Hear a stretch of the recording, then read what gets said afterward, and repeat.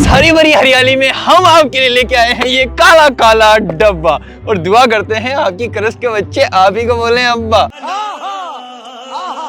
तो दोस्तों, भाइयों और उनकी बहनों, अबे साले, आज हम आपके लिए लेके आए हैं एक ऐसा फोन जिसका इंतजार हम और आप पल के बिछाएं ठीक उसी तरह कर रहे हैं जैसे देश की जनता आने वाले अच्छे दिनों का कर रही है। अच्छे दिन तो अभी भी नहीं आए, लेकिन फोन जरूर आ गया। पोको F5 2018 में पोको F1 आया था और उसके सक्सेसर का हम आज तक इंतजार कर रहे हैं और ये बिल्कुल वैसी परफॉर्मेंस और उसी के लगभग बजट में कुछ ऐसी चीजें लेके आता है जो बाकी सारे नहीं लेके आते। तो नेक काम में देरी कैसी, चलिए करते हैं इस डब्बे की डब्बा खुलाई रस्म शुरू। इंडियाज नंबर 1, आजकल सबको ही इंडिया में नंबर 1 है भाई। तो जैसे ही खोलते हैं हम बॉक्स को तो ये भाई येलो हो गया और ये एक पाउच, और जैसे इसको खोलते हैं सबसे पहले मिलती है सिम इंजेक्टर पिन और इसको सिम ट्रे यंत्र भी कह सकते हैं। और उसके बाद है ये एक ट्रांसपेरेंट शेरवानी, मतलब एक ट्रांसपेरेंट टीपीयू केस जो काफी सॉफ्ट सा है। और उसके बाद आती है ये एक पुस्तिका जिसको टैलेंटेड प्राणी ही पढ़ सकते हैं, हम तो बिल्कुल नहीं, आप में से कोई हो तो पढ़ लियो।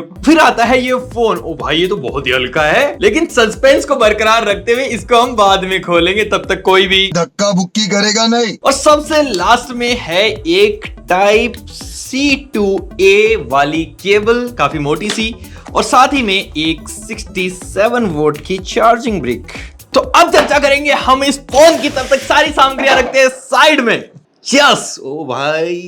तो अगर बात करें डिजाइन की तो बैक से चमचमाता ये ब्लैक कलर का रंग हमारे पास में है और इसका पैनल पीछे की तरफ से कर्व्ड है जिसकी वजह से अच्छी ग्रिपिंग फील होती है हाथों में। साथ ही काफी पतला एंड लाइट वेट है, बाकी इसकी थिकनेस ठीक ठाक है, लेकिन इतना लाइट वेट फोन 5000 mAh के साथ थोड़ा सा हजम करना डिफिकल्ट हो रहा है। बैक में ट्रिपल रेयर कैमरा सेटअप है और तीसरा कैमरा तो बिल्कुल अलग ही दिशा में है, बिल्कुल एकदम ट्राइंगल सा बन रहा है। बाकी ड्यूअल नैनो सिम सपोर्ट है, लेकिन अगर आप ट्रिपल स्लॉट यूज करने का सोच रहे हो तो ये पाप तो बिल्कुल मत करना। साथ ही ये फोन मुझे फ्रंट से काफी जोरदार लगा क्योंकि इसके बेजल्स जो हैं वो इस प्राइस रेंज में सबसे कम है। मतलब इसके बेजल्स बिल्कुल वैसे ही लगते हैं कि थोड़े से और बेजल्स अगर हट जाते हैं तो ये तो ऑटोमेटिकली कर्व्ड डिस्प्ले में तब्दील हो जाता। और जब डिस्प्ले की थोड़ी सी बात हो ही गई है तो पूरी ही कर लेते हैं। ये एक 6.7 इंचेस का सुपर एमोलेड पैनल है 120 हर्ट्ज के साथ, और भाई जो कलर्स निकल के आते हैं क्योंकि यहाँ पे एक 12 बिट पैनल है, ये भाई 1 बिलियन से भी ऊपर निकल गया है और इसकी वजह से इसके जो कलर्स हैं वो बहुत ही नेक्स्ट लेवल दिखते हैं। और साथ ही 1000 मैक्स नीट्स ब्राइटनेस दी गई है जो डेफिनेटली कंपटीशन से कम लगती है। यहाँ पे डेफिनेटली थोड़ा सा और काम करने की जरूरत थी, अगर ये 1300 या 1500 मैक्स नीट्स होती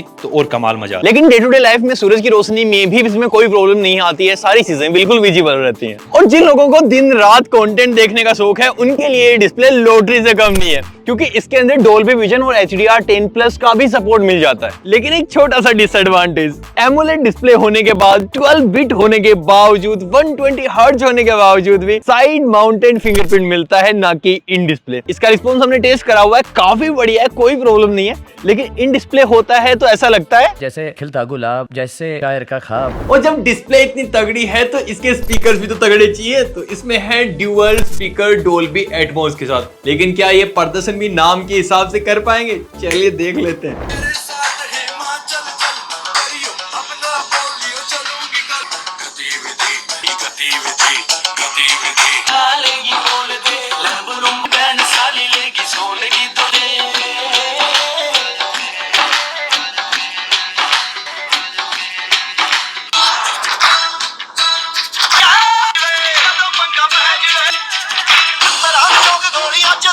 दोस्तों साउंड काफी लाउड है, ऐसा लग रहा है कि 2-3 शादियों की बुकिंग ले लूं एकदम उचित दामों पे। लेकिन एट द सेम टाइम जो ट्रिबल और बेस है उसका कॉम्बिनेशन कुछ बैड सा नहीं रहा है। ट्रिबल ज्यादा है, थोड़ा बेस ज्यादा होना चाहिए था क्योंकि हमारी इंडियन ऑडियंस को डेफिनेटली वही पसंद आता है, एकदम डीजे वाला बाबू। और ये एक गेमिंग सेंट्रिक स्मार्टफोन है तो क्यों ना परफॉर्मेंस की बात कर ली जाए, क्योंकि हमारे गेमिंग प्रेमियों का ख्याल हम नहीं रखेंगे तो और कौन रखेगा। ऑन पेपर इसमें स्नैपड्रैगन 7+ जनरेशन 2 है जो स्नैपड्रैगन 8 जनरेशन 1 के आर्किटेक्चर में बना हुआ है, और साथ ही में 12 GB की LPDDR5 बेस्ड रैम मिलती है जिसको 19 GB तक आप वर्चुअली लेके जा सकते हो। उसका इतना फायदा नहीं है, लेकिन 12 GB LPDDR5 अपने आप में बहुत बड़ा नंबर है। मतलब प्रोसेसर और रैम दोनों में ही पोको ने खतरनाक खर्चे करे हैं, और इसके लिए हमने सारे के सारे टेस्ट कर मारे जो आपकी डिस्प्ले के ऊपर दिख रहे हैं, और इसको बोला जा रहा है पोको F1 का रियल सक्सेसर। तो इसके लिए हमने बहुत दिनों तक इसमें लगातार अलग अलग टाइप के गेम्स खेल के देखे हैं, हायर सेटिंग्स पे, लोअर सेटिंग्स पे, मीडियम और स्लोअर तो इसके लिए एकदम चुटकी बजाने का खेल है। लेकिन फ्री फायर मैक्स, एसफॉल्ट 9 ऐसे गेम्स को तो ये भाई एकदम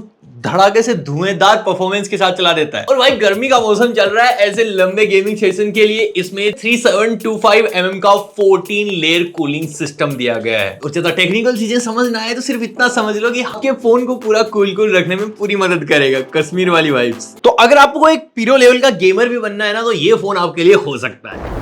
साथ ही डेली यूजेस में तो भाई इसकी परफॉर्मेंस बिल्कुल मक्खन है। यूआई भी काफी ज्यादा स्मूथ और लाइट वेट कर दिया गया है, जिसकी वजह से परफॉर्मेंस बिल्कुल नेक्स्ट लेवल लगती है। जो एनिमेशंस है ना, वो सच में बहुत ही फास्ट फील होते हैं। और अभी ये एंड्रॉइड 13 पे रन कर रहा है, साथ ही MIUI 14 इसके अंदर डला हुआ है। और इसमें आपको मेजर 2 इयर्स के एंड्रॉइड अपडेट मिलेंगे, मतलब एंड्रॉइड 14, 15 तक जा सकते हो। मतलब सरकारी नौकरी वाले चाचा रिटायर हो जाएंगे, फोन नहीं होने वाला। और कनेक्टिविटी में आपको इसमें ड्यूअल बैंड वाईफाई मिल जाता है, 5G मिल जाता है, वाईफाई 6E का सपोर्ट मिल जाता है, और साथ ही में NFC भी। और इसके अलावा क्या ही चाहिए भाई। और साथ ही कैमराज में मिलते हैं ट्रिपल रेयर कैमरा, 64 मेगापिक्सल का प्राइमरी सेंसर है विद OIS, जिससे आपके हाथ भले ही कांप जाएं, वीडियो नहीं कांपने वाली। 8 मेगापिक्सल का एक बड़ा सा अल्ट्रा वाइड और 2 मेगापिक्सल का छोटा सा मैक्रो सेंसर। लेकिन ये सारे तो इस कैमरा के नंबर्स हैं, लेकिन हमें नंबर्स पे नहीं, अपनी आंखों पे भरोसा है। इसके लिए हमने इसका दिन दहाड़े भरी रात में टेस्ट किया। बाकी बैक कैमरा से इसमें 4K 30 FPS में रिकॉर्डिंग मिलती है। क्वालिटी कैसी है वो आपके जस्ट सामने है। तो कलर्स वगैरह मुझे काफी ठीक लगे। बाकी आप आइडिया लगाओ कि आपके हिसाब से ये कहां पे स्टैंड करता है। मतलब वीडियो की स्टेबिलिटी काफी अच्छी मिली। झूला झूलते वक्त वीडियो बनाओ या फिर दौड़ते वक्त वीडियो बनाओ, वीडियो की स्टेबिलिटी अच्छी ही होगी। बस छत पे कूदते वक्त मत बनाना, क्योंकि फोन में OIS है, आपके अंदर नहीं। बाकी बैक और फ्रंट कैमरा में पोर्ट्रेट बहुत ही कमाल का है। अगर कोई क्रश हो तो सीधा भेज देना, काम हो जाएगा। वैसे पोको के फोन से मैं इतनी ज्यादा एक्सपेक्टेशन रख नहीं रहा था कैमरा डिपार्टमेंट में, क्योंकि ये brand only performance centric smartphone बनाने में ज्यादा कुछ बिलीव करता है। बट स्टिल इसके कैमरास भी यार बहुत कमाल के हैं। इस बार इस फोन को यूज करके बिल्कुल लगता ही नहीं है कि ये Xiaomi के द्वारा बनाया गया फोन है और जिसको रिब्रांड कर दिया गया है। नहीं, ये बिल्कुल अलग है। बाकी इसमें है 5000 mAh की एक बड़ी सी बैटरी और 67 वोल्ट की फास्ट चार्जिंग, और ये चार्जर बॉक्स के अंदर ही आता है। और ये अराउंड 45 मिनट्स में 0 to 100% करने की कैपेसिटी रखता है। और हमने इसको जितना यूज किया है, हमारे हिसाब से कम ये 1 दिन का बैकअप हर किसी इंसान को दे सकता है, अगर आप बैठ के पूरे दिन गेमिंग ही ना कर रहे हो तो आप एक अगर वैल्यू फॉर मनी डिवाइस खोज रहे हो, जिसमें आपको एक अच्छी डिस्प्ले चाहिए ही चाहिए, ऊपर से परफॉर्मेंस अच्छी होनी चाहिए, at the same time optimisation और कैमरा भी आपके लिए प्रायोरिटी रखते हैं, तो ये आपके लिए एक कमाल की चॉइस हो सकती है। अगर इसमें इन डिस्प्ले फिंगरप्रिंट और होता तो कुछ अलग ही लेवल की बात हो जाती, मतलब कोई कमी करने के लिए होती ही नहीं, बट स्टिल एक कमी तो है। तो ये फोन आपको कैसा लगा कमेंट में बताओ। ऐसी मजेदार वीडियोस के लिए लाइक शेयर करते हुए जोर से दबाओ।